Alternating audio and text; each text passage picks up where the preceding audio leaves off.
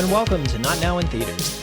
My name is Will Turntail, and I'm a writer and film fan from California.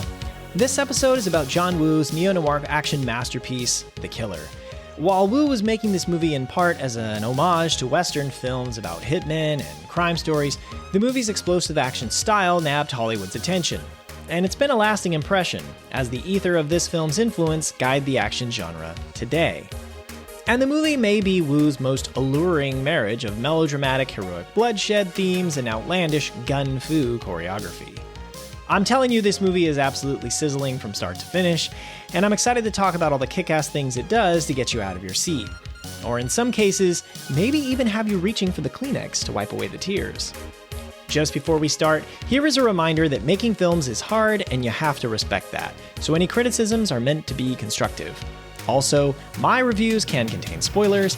I'll do my best to call them out for you if they come up. Alright, let's get into it. The Killer 1989 review, John Woo's exhilarating noir poetry. The Killer 1989 is bursting with wild action sequences, living up to the promise of the film's Bananas movie poster. All those explosions, automatic weapons, and body count, yeah, it's got all that in a bag of slow motion. But you may not expect the side dish of filmatic poetry served alongside that beautifully choreographed carnage.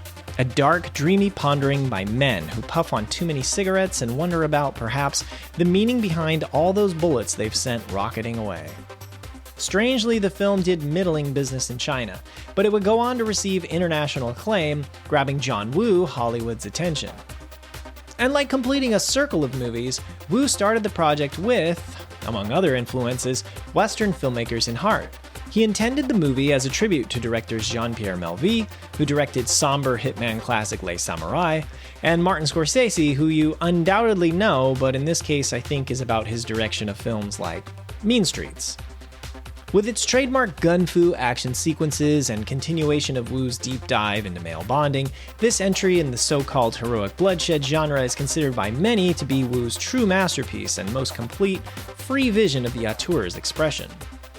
And as Woo has been dubbed the so-called Orson Welles of action, his dance-like bullet ballet style, imitated around the world from its emergence in the 1980s until now, this could be, in its own way, one of the most influential films ever. But I had never seen it! So with a remake directed by Woo himself, recently released on Peacock, I thought it an appropriate time to go back, right this cinematic wrong of mine, and explore the groundbreaking original. So is The Killer 1989 a good movie? The plot of The Killer 1989. When hitman Ah Zhang accidentally blinds Jenny, a nightclub singer, during one of his hits, he is overcome with guilt. To make amends, he befriends Jenny and decides to earn the money to pay for an operation to restore her sight. Luckily for Ah Zhang, his best friend and manager, Feng Se, has a big target and payoff lined up for him, perfect for his last hit before retiring. Unbeknownst to Ah Zhang, a highly skilled, protocol-breaking detective, Li Ying, is part of the police forces protecting his next target. Can Ah Zhang pull off the hit and escape his life of crime? And to take you through the cast here, hitman Ah Zhang is played by Chow Yun-fat, Jenny is played by Sally Ye, Feng Se is played by Chu Kong, and Detective Li Ying is played by Danny Lee. And you can read the rest of the main cast here in the transcript. If you'd like to see a trailer for the film, you can find one on IMDb that's probably official, or look at unofficial ones on YouTube, probably. I have the official one linked at the bottom of the transcript in the links in this episode section. You can also find all the screen caps I reference and any other information linked there. And a note, for English audiences like myself, the names of the characters depend on the subtitled version you get. For example, Ah Zhang is called John or Jeff in various movie releases. I was stuck with Jeff, and I'm amused as to that is the American equivalent to Ah Zhang. I had a friend named Jeff growing up, and I've got nothing against that name, but Ah Zhang does sound more grand, you know? But hey, maybe it is just a Jeff. Anyhow, for the purposes of this review, I'll use what I believe to be the original Chinese names. So let's get into what to like about this movie. The first thing I'm calling the action movie of dreams, and this is worth 4 points. While some have accused Woo of glorifying gangsters, there's nothing but sentiment about a life of crime here. In its quiet moments, subdued but not dour, the film has a contemplative style, like an elegant repose. And the editing ups the romanticism. You'll see lots of fades scene to scene. There are many freeze frames and tons of slow motion. This time, not just for those John Woo gunfights, but also for the dramatics. We frequently flash back to events, even those that just happened, to hit the audience again with that thought or reveal. There are so many pauses for thoughtful, melancholic moments. Ah Jong expresses to his manager, Fung Se, his fondness for sitting in the church. Not for religion, but to enjoy the tranquility. As the church is packed with white light of lit candles, it's easy to see why. As he is investigating Ah Jong, Detective Li Ying sits in Ah Jong's chair with a cigarette, perhaps imagining this killer he's becoming fond of doing the same, with the film flashing back to Ah Jong's choice moment in the recliner. It's a nifty visual parallel, showing you the fascination with his foe growing in the detective. And this is the movie that popularized those symbolic doves in John Woo's work, though they first appeared in A Better Tomorrow. Yes, these birds became a Woo trope that could sometimes drive you nuts, looking at you, Mission Impossible 2, and lead to parodies like in Scary Movie 2, which I have included in the links in this episode section at the bottom, and the reference happens at 2 minutes and 10 seconds. But here, the doves are actually eloquent as the creamy white flyers flop about the church setting, incidentally blowing out candles, like messengers of doom from beyond. Next, let's go over the got it good pacing, which is worth 3 points. You need not worry about being bored here. By just minute 11, we've already done the ill-fated hit that blinds Jenny, seen her hospitalized, and she and Ah Jong reunited. And when we've gotten to that all-important 25th minute point, which is usually the inciting incident in most films, even Detective Li Ying has done a whole undercover operation and debrief. That's some serious speed without feeling rushed, and the rest of the film keeps the momentum. And this category is called Now That's a Standoff, and it's worth 2 more points. It's as if this movie is an entry in a most standoffs competition. Scroll through photos of this film on IMDb, and you'll get picture after picture of men pointing guns in each other's mugs. A visual Woo uses in many of his works, and that Western filmmakers, I feel, have ripped off ever since. But let's not name names. But the crazy volume of these tense moments isn't what I'm rewarding here. I'm giving points for the strangely flirty scene where Ah Jong and Detective Li Ying face off in Ah Jong's apartment. Each of them, gun drawn, has to keep their sidearm pointed at the other while Jenny, blind and oblivious, serves them tea. Further complicating things for Ah Jong, Li Ying's partner, Sergeant Sung Ye, is ready to bust in and rock out with his pistol out. The men fake small talk, lying about the situation for Jenny, but when she's out of the room, they slip in threats or jostle for the upper hand. Their game of pointed handguns adds severe tension to dialogue-heavy scenes. Next up, we'll call this good thing I love the way you point that gun at my head, and it's worth 3 points.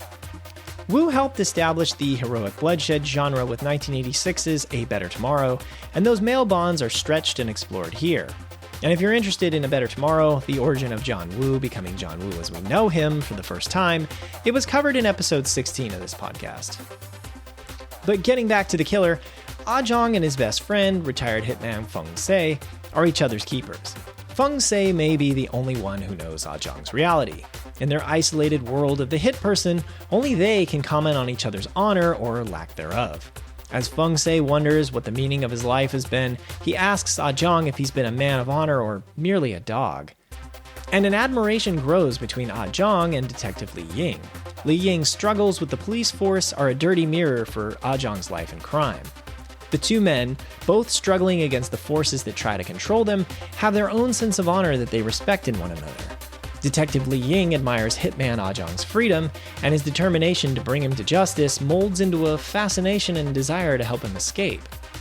Like I've said about other Woo films, I find the admiration and friendship among men a nifty alternative and in some cases antidote to the buddy cop formula, which is usually the deliberate pairing of opposites and has been, rightly or wrongly, infecting cop movies for decades.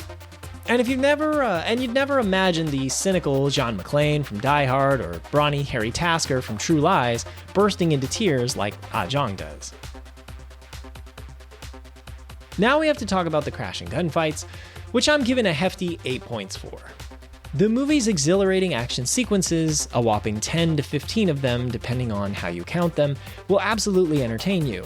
Close quarters shootouts with bullet dives and slides, attempted drive-bys or all-out assaults, yes, yes, and yes. Some consider this Woo's finest action, which is saying something, and among the best chaos put to film in general. Armed with 90 days of shooting time, Woo was careful, as he always is, to put the fine touches on those intricate details, like flying drops of concrete from errant blasts that make it. But it's not all joy. At times, it's almost comical in its excesses. Like video game mayhem, the villains spawn anywhere. There are enemies on the top of a roof you'd need an extending ladder to get up to, and you tactically wonder what the point of the climb was. The assassinations after Ah Jong tuck and roll sometimes, which seems more for show and not for any strategic reason, and they only approach in a couple of groups at a time because of course they do.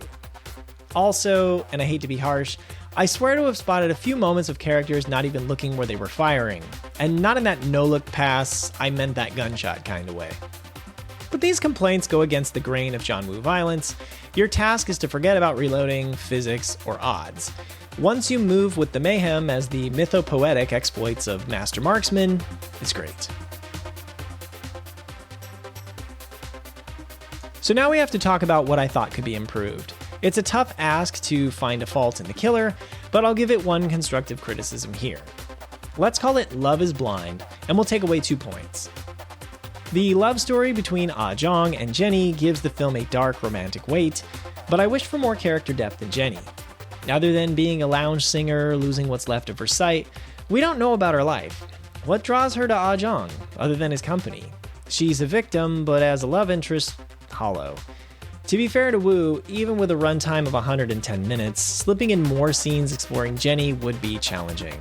And as Jenny is the object of which would give the relationship and the urgency to save her even more punch.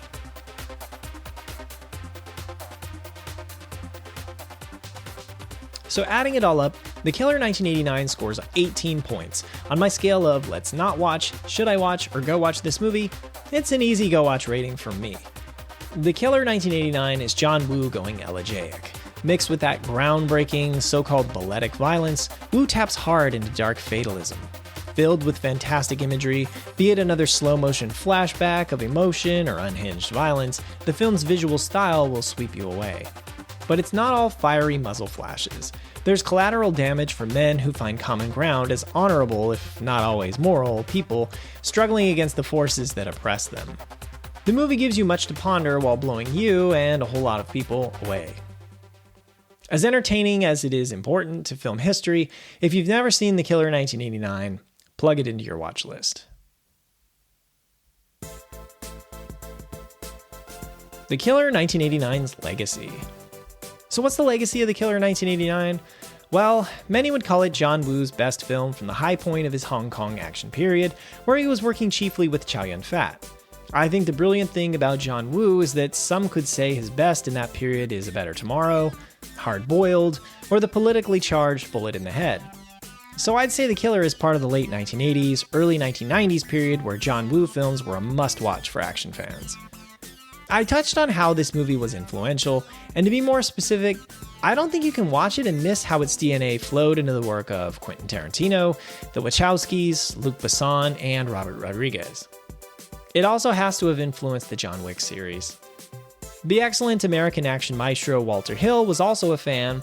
It's been said he tried to remake the movie in 1992 with Richard Gere and Denzel Washington? If Denzel is the cop, okay, that makes sense. And he has the charisma to play the killer too. But Richard Gere?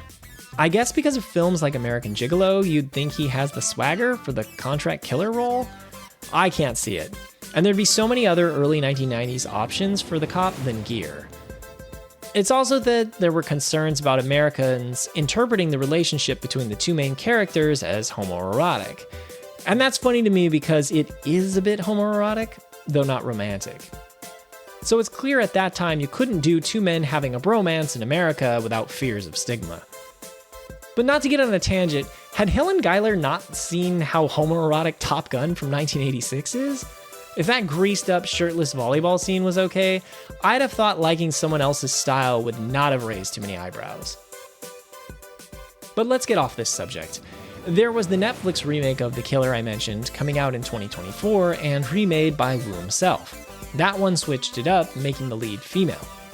But what's strange to me is that Netflix also made David Fincher's film The Killer, released in 2023.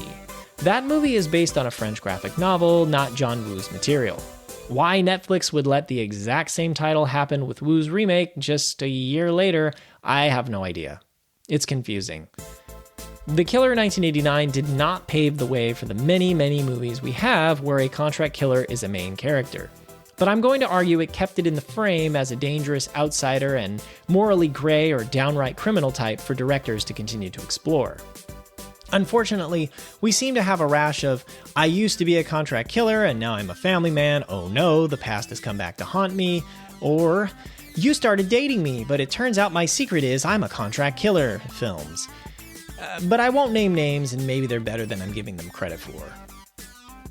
It's sad what has been a type for brilliant movies like this one and, say, Leon the Professional has come to this saturation.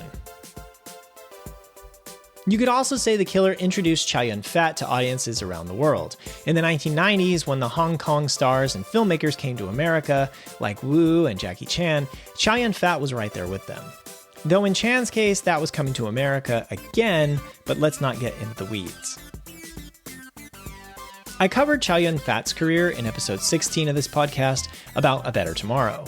He's among the biggest worldwide film stars there is, and has appeared in over 100 television drama series and films. Danny Lee, who played Detective Li Ying, is a prominent actor, producer, screenwriter, and director. Not only did he get the role in this movie, he seems to have influenced Wu himself.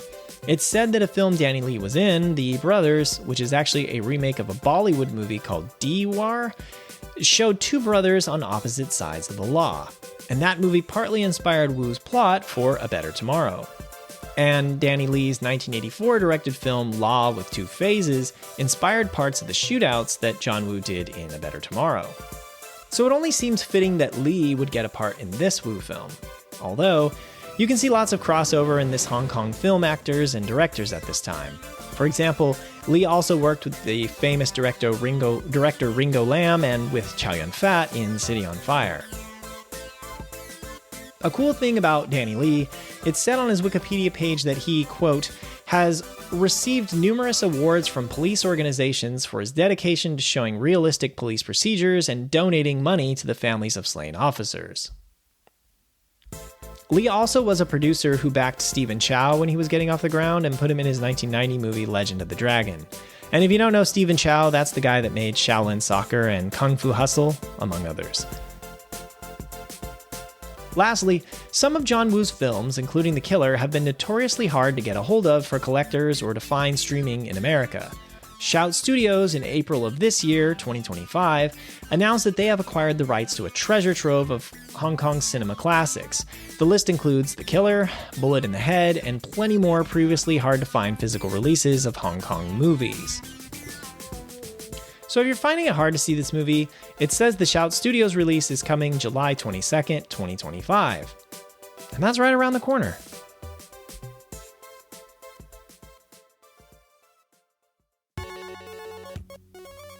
That's all I have for this episode. Thank you so much for listening. And if you haven't seen it, please go watch The Killer 1989. And if you have seen it, what do you think? Does it still hold up for you as much as it does for me? You can reach out and let me know on Blue Sky using the link in the transcript. You'll find me as Will Turntail, and it is the annoying at not-ni-theaters.bsky.social. Just use the link and you'll find me there. And if you like this episode, please leave me a review on your favorite podcast platform. This is a small one-man operation. 1 to 2 minutes of your time would really help me out, and I'd love to hear what you think of the show. Or if you're listening on YouTube, hit the like button on the episode for me. New episodes of this podcast come out every Tuesday, so I'll be back with you in about a week. I'm thinking next week's episode will be Neil Marshall's cult classic action horror, werewolves versus military film, Dog Soldiers. It's a lower budget movie that launched Marshall's career. He's the director of The Descent, Doomsday, and the 2019 Hellboy reboot, if you know any of those. I haven't seen any of them, despite the fact that they catch my eye all the time, so no better time to start on his career than now, and I am looking forward to that episode. I hope you'll join me for it. This podcast episode is a production copyright of Overegged Media, LLC, located in Sacramento, California. Reference photos linked in the transcript are copyrighted by the Internet Movie Database. This review's factual information was gathered through online sources like Wikipedia, IMDb, or interviews. Misrepresentations and errors are possible, but unintentional. Introduction music, Neon Laser Horizon. Exit music, Voxel Revolution. Additional music, Raving Energy, (faster), and Aerosol of My Love are all by Kevin MacLeod of Incompetech.com. They're all licensed under Creative Commons by Attribution 4.0 license. Goodbye for now.